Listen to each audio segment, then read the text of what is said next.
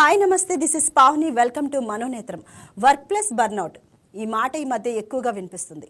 ఆఫీస్లో పని ఒత్తిడి కారణంగా చాలా మంది ఉద్యోగస్తులు బర్న్అవుట్ అయ్యి బారిన పడుతున్నారు. ప్రస్తుత రోజుల్లో వర్క్ ప్లేస్లో బర్న్అవుట్ బారిన పడుతున్న వారి సంఖ్య రోజు రోజుకి పెరిగిపోతుంది. అది ఉద్యోగి పనితీరు, శ్రేయస్సు, పనిచేసే ఆర్గనైజేషన్ ఉత్పాదకత మీద తీవ్ర ప్రభావం చూపుతుంది. మానసిక అలసటికి కారణమవుతుంది. అంతేకాదు, భావోద్వేగ అలసట, వ్యక్తిగత ఆలోచనలు గాడి తప్పడం, ఆలోచన విధానంలో మార్పులు చోటు చేసుకుంటాయి. మనపై తీవ్ర ప్రభావం చూపించే వర్క్ ప్లేస్ బర్న్అవుట్ గురించి వివరించడానికి వైకే టీవీ స్టూడియోకి సైకాలజిస్ట్ రాధిక వచ్చారు. మేడంని అడిగి వర్క్ ప్లేస్ బర్న్అవుట్ వల్ల వచ్చే సమస్యలేంటో, ఎలా అధిగమించాలో తెలుసుకుందాం. నమస్తే మేడం. అసలు ఈ వర్క్ ప్లేస్ బర్న్అవుట్ అంటే ఏంటి? జనరల్గా ఆఫీస్కి వెళ్ళడం ఇష్టం లేకపోవడాన్ని స్ట్రెస్ అనుకుంటారు. కానీ ఎమోషనల్గా, మెంటల్గా, ఫిజికల్గా విపరీతంగా ఎగ్జాస్టెడ్ స్టేట్లో ఉన్నదాన్ని మనం బర్న్అవుట్ అంటాం. సింపుల్ స్ట్రెస్ని బర్న్అవుట్ కింద కన్సిడర్ చేయమన్నమాట. అంటే వాళ్ళు రోజు పనికి వెళ్తుంటారు, ఆఫీస్కి వెళ్తుంటారు, రోజువారీలాగే పని చేస్తుంటారు. కానీ వాళ్ళు ఎమోషనల్గా ఎగ్జాస్టెడ్గా ఏమాత్రం ఇంట్రెస్ట్ లేకుండా పని చేస్తుంటారు అనమాట.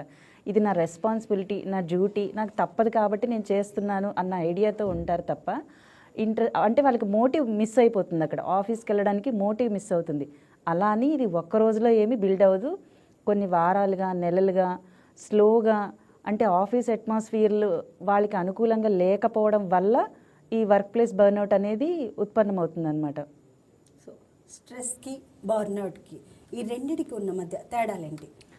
సింపుల్ స్ట్రెస్ అంటే, ఫర్ ఎగ్జాంపుల్ ఆఫీస్లో టార్గెట్స్ ఉన్నాయి, డెడ్ లైన్స్ ఉన్నాయి. అంటే మంత్ ఎండ్, క్వార్టర్ ఎండింగ్ ఇలా మాట్లాడుకుంటారు కదా, ఇయర్ ఎండ్. ఆ టార్గెట్స్ ఉన్నప్పుడు రోజు పనిచేయని వాళ్ళు కూడా ఆ డెడ్ లైన్ వచ్చినప్పుడు కొంచెం స్ట్రెస్ వల్ల, పాజిటివ్ స్ట్రెస్ అంటాం మనం దాన్ని. ఆ పాజిటివ్ స్ట్రెస్ వల్ల బాగా చక్కగా పనిచేయడాన్ని ఓవర్ యాక్టింగ్ అంటాం. అంటే బాగా పనిచేయడాన్ని ఓవర్ యాక్టింగ్ అంటాం. ఆ స్ట్రెస్ వల్ల ఓవర్ యాక్టింగ్ చేసి వాళ్ళ టార్గెట్ని అచీవ్ అవుతారు. అదే బర్న్అవుట్లో ఉన్న వాళ్ళైతే ఇంకా అసలు ఒక ఎగ్జాస్టెడ్ ఫీలింగ్ అనమాట. వాళ్ళకి టార్గెట్స్తో, డెడ్ లైన్స్తో ఎటువంటి సంబంధం ఉండదు.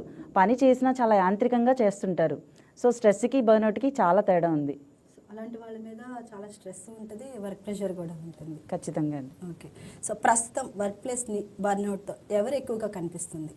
ముఖ్యంగా చెప్పుకోవాలంటే ఐటీ ప్రొఫెషనల్స్, హెల్త్ వర్కర్స్ అండి. హాస్పిటల్లో ఉండే నర్సెస్ కానీ, డ్యూటీలు, ఈవెన్ డాక్టర్స్ అని కూడా చెప్పచ్చు, టీచర్స్, ఎడ్యుకేషనల్ సెక్టార్స్లో ఉన్నవాళ్ళు, ఇంకా హౌస్ వైఫ్స్ ఎవరైతే జాబ్కి చేస్తూ ఇటు ఇంట్లో డ్యూటీలు కూడా చేస్తుంటారో, జాబ్లో కొత్తగా జాయిన్ అయిన యూత్ ఉంటారు కదా, వాళ్ళు ఏదో ప్రూవ్ చేసుకోవాలని అనుకుంటుంటారు.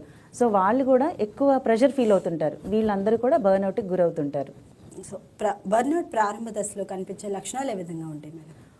మొదట్లో వీళ్ళు అనుకుంటారు, నేను ఆఫీసులో ఎక్కువ పని చేయడం వల్ల నాకు కొంచెం నీరసంగా ఉంది అని అనుకుంటారు. కానీ ప్రాపర్ స్లీప్ తర్వాత కూడా, అంటే 8 hours వాళ్ళు పడుకున్న తర్వాత కూడా వాళ్ళకి ఎనర్జీ ఉండదు, వాళ్ళకి ఒక మోటివ్ ఉండదు వెళ్ళడానికి. సండే వస్తుందంటేనే మండే ఆఫీస్ గురించి ఆలోచిస్తుంటారు.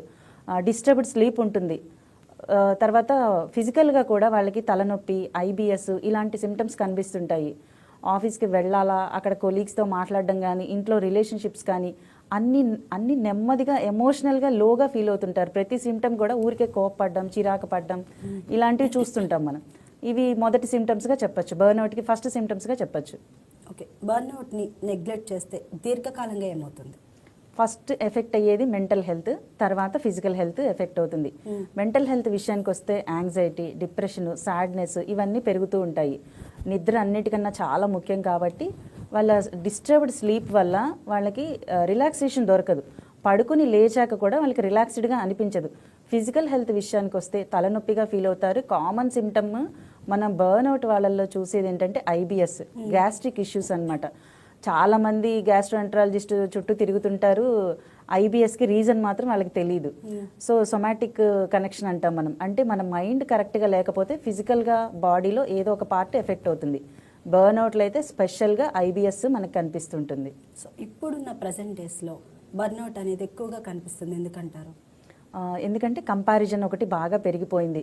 వీళ్ళ క్లాస్మేట్స్ను, స్కూల్ మేట్స్ను సోషల్ మీడియాలో ఎక్కడో హై పొజిషన్లో చూస్తుంటారు. మనం ఇంకా ఇక్కడ ఉండిపోయామే అని ఒక ఫీలింగ్ ఒకటి వాళ్ళని తక్కువ ఫీల్ అయ్యేలాగా చేస్తుంది. సో మనం అందరికన్నా ముందుండాలి అనే ప్రెషర్ వాళ్ళకి వాళ్ళే తెచ్చుకుంటారనమాట. తర్వాత వర్క్ అవర్స్ కూడా ఒకప్పుడు లాగా 9 to 5 జాబ్స్ ఇప్పుడు లేవు. పేరుకే 8 hours వర్క్ అని అనుకుంటున్నాం, కానీ ఎక్స్టెండెడ్ అవర్స్.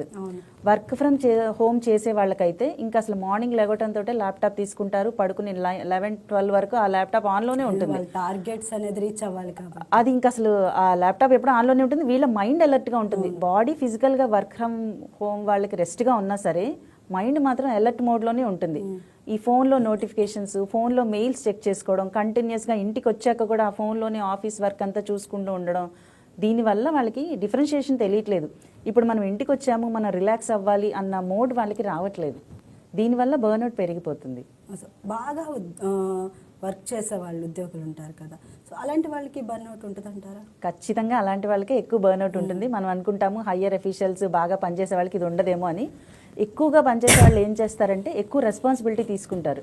అంటే వాళ్ళది కాని విషయాన్ని కూడా వాళ్ళు దాని రెస్పాన్సిబిలిటీ తీసుకొని చిన్న విషయాల్ని కింద వాళ్ళకి డెలిగేట్ చేయొచ్చు. అలా చెయ్యరు అనమాట. ఎందుకంటే వాళ్ళకి కింద వాళ్ళు చేసే పని నచ్చదు.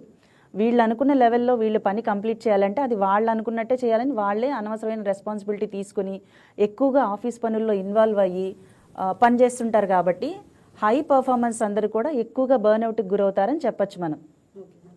వర్క్ ప్లస్ బర్న్అవుట్ వ్యక్తిగత జీవితం అండ్ కుటుంబం పైన ఏ విధంగా ఇంపాక్ట్ ఉంటుంది అంటారు? స్ట్రెస్ ఏమో ఆఫీస్ నుంచి వస్తుంది, దానికి బాధితులేమో ఇంట్లో వాళ్ళు. ఎందుకంటే వీళ్ళు ఇంటికి రాగానే కూడా ఎమోషనల్గా డ్రైన్డ్గా ఉంటారు. అసలు ఎమోషనల్ కనెక్షన్ చూపించరు అనమాట. ఊరికే పిల్లల మీద, పార్ట్నర్ మీద అరుస్తూ చిరాకు పడుతూ ఉంటారు. వీళ్ళకి అర్థం కాదు. తర్వాత వాళ్ళకి అసలు ఏదైనా డిస్కషన్ పెడదామన్నా, పార్ట్నర్ దగ్గరికి వచ్చి ఏదైనా మాట్లాడదాం ఫ్యామిలీ విషయాలన్నా వాళ్ళకి ఇంట్రెస్ట్ చూపించరు, అవాయిడ్ చేస్తుంటారు అనమాట. రిలేషన్షిప్స్లో అసలు ఎనర్జీ మొత్తం మిస్ అవుతుంటుంది వాళ్ళకి. సో ఆ స్ట్రెస్ వచ్చేది, బర్న్అవుట్ వచ్చేదేమో ఆఫీస్ విషయాల వల్ల, ఎఫెక్ట్ అయ్యేదేమో ఫ్యామిలీ మెంబర్స్. ఇది బోత్ జెండర్స్లో చూస్తాం మనం. Either male or female working, both జెండర్స్లో ఇది కనిపిస్తుంది. ఎక్కువగా ఎవరిలో చూడొచ్చు అంటారు? మేల్కి ఉంటుందా, ఫీమేల్కి ఉంటుందా? అలా ఏం లేదు. రోల్ని బట్టి హ్యాండిల్ చేసే విధానాన్ని బట్టి ఉంటుంది. మనం ఎమోషనల్గా ఎంత స్ట్రాంగ్గా ఉన్నాము, ఎంత బాగా హ్యాండిల్ చేస్తున్నాం అనే దాని మీద ఉంటుంది. జెండర్ డిఫరెన్షియేషన్ చేయలేము ఇప్పుడు. Okay okay ma'am. So laziness, బర్న్అవుట్ని ఎలా మనం వేరు చేసి గుర్తించాలి అంటారు? ఎవరైనా ఆఫీస్లో పని చేయకపోతుంటే వీడికి బద్ధకం అని అనుకుంటారు జనరల్గా. కానీ బద్ధకం ఏంటంటే ఆ క్షణంలో ఆ టైంలో మాత్రమే పని చేయాలని అనిపించకపోవడాన్ని మనం బద్ధకంగా కన్సిడర్ చేయొచ్చు. లేజినెస్ కొంత తర్వాత చిన్న మోటివ్ తోటి మళ్ళీ వాళ్ళ పని వాళ్ళు టార్గెట్ లోపల, డెడ్ లైన్ లోపల కంప్లీట్ చేసుకుంటారు. బర్న్అవుట్ అలా కాదు. దే మిస్ ద మోటివ్ అనమాట. అసలు నేను ఎందుకు పని చేయాలి, ఒకవేళ పని చేస్తున్నా కూడా నాకేంటి అన్న నిస్పృహలో ఉండిపోతారు. ఎగ్జాస్టెడ్ కండిషన్లో ఉండిపోవడాన్ని మనం బర్న్అవుట్ అంటాము. ఇలా ఎందుకు జరుగుతుందంటే వాళ్ళకి ఆఫీస్లో తగినంత గుర్తింపు లేకపోవడం. కొన్ని సందర్భాల్లో, అన్ని సందర్భాల్లో కాకపోవచ్చు, కొన్ని సందర్భాల్లో వీళ్ళు కష్టపడుతున్నా వీళ్ళకి తగినంత గుర్తింపు రాక, వీళ్ళు అనుకున్నంత మేబీ శాలరీ కానీ ప్రమోషన్స్ కానీ ఎక్స్పెక్ట్ చేయలేకపోవడము, వీళ్ళ టార్గెట్స్ వీళ్ళు అచీవ్, హై ప్రెషర్ ఉండడము, ఇవన్నీ బర్న్అవుట్కి దారితీస్తాయి లాంగ్ రన్లో. ఓకే, లాంగ్ రన్లో ఇవన్నీ బర్న్అవుట్కి దారితీస్తాయి. ఈ బర్న్అవుట్కి ప్రాబ్లం ఫేస్ చేసేవాళ్ళు ఎలా మెడిసిన్ తీసుకుంటారా, లేదంటే ఇట్లా థెరపీ తీసుకుంటారా? అసలు వాళ్ళు ఫస్ట్ బర్న్అవుట్ నుంచి బయటికి రావాలంటే కొన్ని సింపుల్ టిప్స్ పాటించాలండి. వీళ్ళు అసలు గుర్తించాలి, వీళ్ళ స్టేజ్ని వీళ్ళు అవగాహన చేసుకోవాలి. నేను ఎలా ఉన్నాను, నేను రోజు మామూలుగానే వెళ్తున్నాను ఆఫీస్కి, లేదంటే ఎలా ఉన్నాను, చిన్న అవగాహన, వాళ్ళ మీద వాళ్ళ సెల్ఫ్ అవగాహన ఉంటే అది గుర్తిస్తారు. గుర్తించిన తర్వాత డిజిటల్ డీటాక్స్ అంటాం మనం. అంటే ఒక 1 hour పాటు మొబైల్ కానీ ల్యాప్టాప్ కానీ ఆఫీస్కి సంబంధించింది ఏ వర్క్ చేయకుండా ఉండడం ప్రతిరోజు కూడా. తర్వాత ఆఫీస్ అవర్స్లోనే ఒక 2 to 3 minutes వాక్ చేయడము, సింపుల్ స్ట్రెచెస్ చేయడము, అదొకటి అలవాటు చేసుకోవాలి. రోజువారీ కూడా వాళ్ళ ఆఫీస్ పని కాకుండా ఇంకో వేరే ఎక్స్ట్రా కరికులర్ యాక్టివిటీ, వాళ్ళకి ఇంట్రెస్ట్ ఉన్నది. కొంతమంది మ్యూజిక్ నేర్చుకోవాలనుకుంటారు, ఏదన్నా ఇన్స్ట్రుమెంట్ నేర్చుకోవాలనుకుంటారు, కానీ నాకు ఎక్కడ కుదురుతుందండి, నాకు ఎక్కడ టైం దొరుకుతుందండి అని సింపుల్గా అవాయిడ్ చేస్తుంటారు. అలా కాకుండా వాళ్ళకి వాళ్ళు టైం కేటాయించుకోవాలి. ఎగ్జాంపుల్, ఒక కార్డియాలజిస్ట్, ఫేమస్ కార్డియాలజిస్ట్, చాలా బిజీ డాక్టర్. మేము ఏదో చెకప్ కోసం వెళ్ళాము.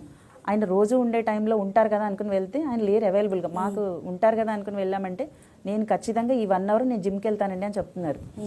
ఆయన కోసం ఎంతమంది పేషెంట్స్ వెయిట్ చేస్తున్నా ఆయన ఖచ్చితంగా ఆయనకంటూ పర్సనల్ కేర్ కోసం ఒక జిమ్కి టైం కేటాయించుకున్నారు.